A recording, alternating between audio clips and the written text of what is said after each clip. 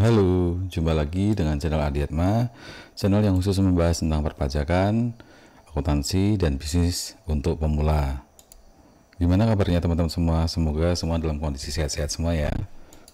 Oh iya, pada kesempatan kali ini saya akan membahas tentang kewajiban dan sanksi tidak membuat laporan keuangan di PT Perorangan. Saya akan intro sedikit ya tentang PT Perorangan. Pemerintah memberikan kemudahan kepada pelaku usaha mikro dan kecil dalam laporan keuangan PT Perorangan. Hal ini telah diatur dalam Peraturan Pemerintah Nomor 8 Tahun 2021 tentang modal dasar perseroan serta pendaftaran pendirian, perubahan dan pembubaran perseroan yang memenuhi kriteria untuk usaha mikro dan kecil yang merupakan aturan turunan Undang-Undang Nomor 11 Tahun 2020 tentang Cipta Kerja. Terobosan ini juga didukung oleh persyaratan pendirian yang mudah di mana pendirinya tidak memerlukan akte notaris. Cukup dengan mengisi form pernyataan pendaftaran dan melakukan pendaftaran secara elektronik kepada Kementerian Hukum dan HAM, lalu perseroan perorangan sudah memperoleh status badan hukum. Karena sifat laporan keuangan ini wajib, maka jika tidak melaporkan laporan keuangan akan dikenai sanksi administrasi bagi perseorangan berupa sanksi administrasi. Yang pertama yaitu teguran tertulis, yang kedua penghentian hak akses layanan, yang ketiga yaitu pencabutan status badan hukum.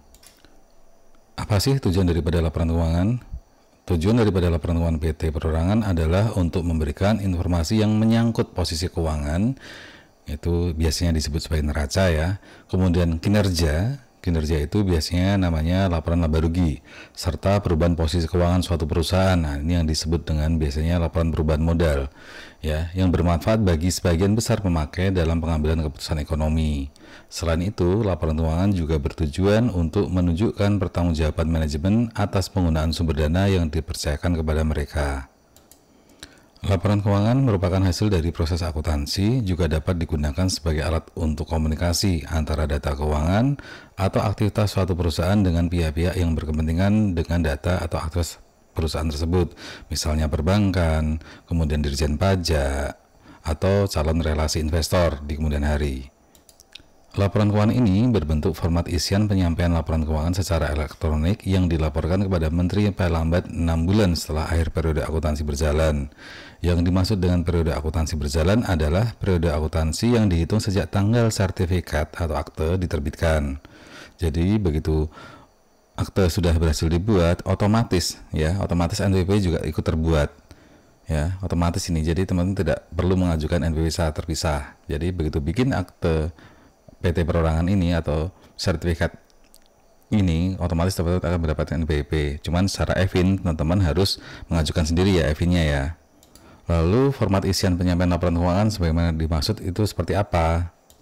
Seperti yang saya singgung di atas, laporan yang harus di submit ke pemerintah yaitu laporan laba rugi, yang kedua laporan posisi keuangan atau neraca, yang ketiga catatan atas laporan keuangan tahun berjalan. Nah, berikut ini adalah format laporan keuangan yang dimaksud, yaitu nanti ada pada lampiran 3 salinan PP nomor 8 tahun 2021. Nah teman-teman, ini adalah lampiran file yang nanti digunakan untuk melaporkan aktivitas atau laporan keuangan dari PT Perorangan tersebut. Ini kop surat dari Presiden Republik Indonesia, saya bacakan ya. Lampiran 3, Peraturan Pemerintah Republik Indonesia Nomor 8 Tahun 2021 tentang modal dasar perseroan serta pendaftaran pendirian, perubahan dan pembubaran perseroan yang memenuhi kriteria untuk usaha mikro dan kecil. Format isian penyampaian laporan keuangan. Ya, format isian laporan posisi keuangan perusahaan adalah seperti ini. Seperti halnya membuat neraca seperti biasa ya, yaitu ada aset, kas, setara kas, kemudian kas, giro, deposito, kemudian ketemu jumlah kas dan setoran kas. Kemudian ada piutang usaha ya, nanti dirinci persediaannya, beban dibayar di muka, aset tetapnya, kemudian juga membuat akumulasi penjutaan persis seperti halnya neraca pada umumnya. Ini yang lampiran halaman 2 ya. Kemudian di neraca itu selain bicara tentang aktivitas, tentang aktiva ya maksudnya, yaitu kemudian akan menjelaskan tentang liabilitas nih di neraca, yaitu utang usaha, utang bank, ketemu total jumlah kewajibannya, kemudian ada ekuitasnya, ada modalnya berapa, saldo laba, ketemu jumlah ekuitas, dan kemudian hasil akhirnya yaitu berupa pasiva, yaitu pasiva adalah jumlah kewajiban dan ekuitas. Kemudian yang B yaitu format isian laporan laba rugi perseroan perorangan. Nah, laporan laba rugi perseroan perorangan untuk tahun yang berakhir pada, nah ini ditulis misalnya berakhir pada 31 Desember 2022 ya. Ini ada pendapatan, revenue atau omset ya, pendapatan usaha, terus ada other income atau pendapatan yang lain, kemudian ketemu jumlah pendapatan, termasuk juga beban-bebannya, beban usaha, beban lain-lain ya, beban-beban yang kaitannya dengan aktivitas 3M. Kemudian dari pendapatan dikurangi beban, ketemulah laba rugi sebelum pajak penghasilan. Kemudian dikurangi beban pajak penghasilan, ketemu laba rugi setelah pajak penghasilan. Di halaman ketiga, nanti pemerintah mengatur tentang catatan atas laporan keuangan. Ya, misalnya ini ditulis catatan atas laporan keuangan 1 Januari 2022 sampai 31 Desember 2022. Secara umum, isinya yaitu seperti ini narasinya yang dibikin. Perseroan perorangan didirikan berdasarkan pernyataan pendirian tanggal, jadi tanggal pembuatannya ya, yang telah didaftarkan kepada Menteri Hukum dan HAM Republik Indonesia dan telah mendapatkan sertifikat pendaftaran nomor. Nah, ini nomor pendaftaran PT Perorangannya tertanggal berapa.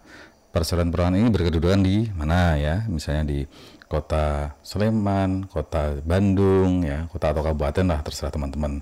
Dan bergerak dalam bidang ya, ini sesuai dengan KLU-nya ya, bidang apa KLU-nya. Dan memenuhi kriteria sebagai perseroan dengan kriteria usaha mikro dan kecil. Kemudian poin yang kedua membahas tentang ikhtisar kebijakan akuntansi yang penting. Poin A yaitu pernyataan kepatuhan bahwa tersebut di situ laporan keuangan disusun menggunakan standar akuntansi keuangan entitas mikro kecil. Nah, seperti yang saya jelaskan di video yang lain ya, nanti juga akan saya tuliskan di sini. Saya jelaskan standar akuntansi keuangan entitas mikro dan kecil seperti apa, panduannya apa, pakai buku apa gitu ya. Kemudian yang kedua yaitu yang B, dasar penyusunan. Dasar penyusunan laporan keuangan adalah biaya historis dan menggunakan asumsi dasar aktual. Mata uang penyajian yang digunakan untuk penyusunan adalah laporan keuangan rupiah. Kemudian dalam hal piutang usaha ya, piutang usaha disajikan sebesar jumlah tagihan atau yang masih terutang ya. Kemudian persediaan ya, biaya persediaan bahan baku meliputi biaya pembelian dan biaya angkut pembelian. Biaya konversi meliputi biaya tenaga kerja langsung dan overhead. Overhead tetap dialokasikan ke biaya konversi berdasarkan kapasitas produksi normal. Overhead variabel dialokasikan pada unit produksi berdasarkan penggunaan aktual dan macam-macamnya lah. Kemudian yang E tentang aset tetap. Aset tetap dicatat sebesar biaya perolehannya jika aset tetap itu dimiliki secara hukum oleh entitas. Aset tetap disudutkan menggunakan metode garis lurus tanpa nilai residu. Ya. Kemudian yang F, pengakuan pendapatan dan beban. Pendapatan di penjualan diakui ketika tagihan diterbitkan atau pengiriman dilakukan kepada pelanggan. Beban diakui saat terjadi. Kemudian soal yang G, pajak penghasilan. Pajak penghasilan mengikuti ketentuan perpajakan yang berlaku di Indonesia. Kemudian disebutkan kas kecil, Jakarta, giro, deposito, piutang, dan lain sebagainya ya. Kemudian dijelaskan saldo laba, itu bagaimana saldo laba itu terbentuk, kemudian pendapatan penjualan. Nah, kurang lebih isinya seperti yang ada di standar akuntansi keuangan ya. Ini tertanggal ya, Presiden Republik Indonesia, tanda tangannya sekian. Nah, saya akan bahas sedikit di format laporan keuangan ini ya teman-teman ya. Untuk sisi neraca ya tidak ada masalah ya, rata-rata seperti ini. Cuman saya mau concern di sisi laporan laba rugi. Nah, yang ada di format ini sebenarnya sangat umum laba ruginya. Teman-teman harus concern ketika teman-teman punya usaha ya dalam bidang perdagangan ya, atau dalam bidang produksi ya, ataupun dalam bidang jasa.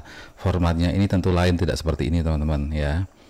Jadi lampiran ini tidak saklek ya, artinya tidak harus seperti ini, sesuai dengan usaha teman-teman saja. Kalau kemudian usahanya manufaktur atau produksi ya, laporan laba ruginya harus laporan laba rugi produksi gitu.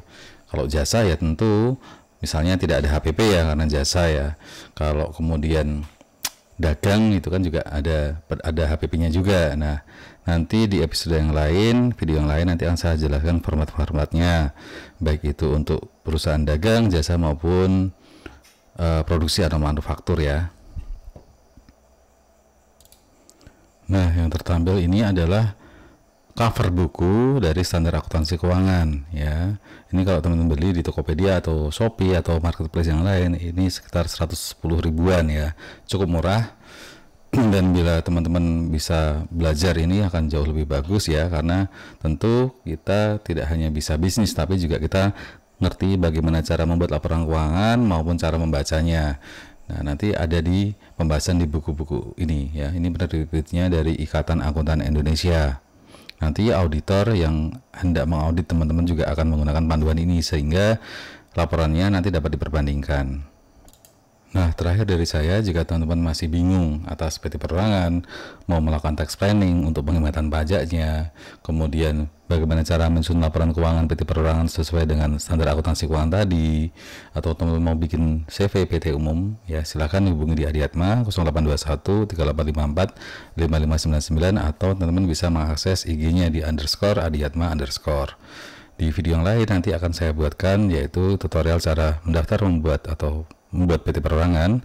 Kemudian sudah saya buatkan juga tentang kupas tuntasnya ya. Nomor 2 ini kupas tuntasnya PT Perorangan. Yang ketiga tutorial cara membuat laporan keuangan PT Perorangan.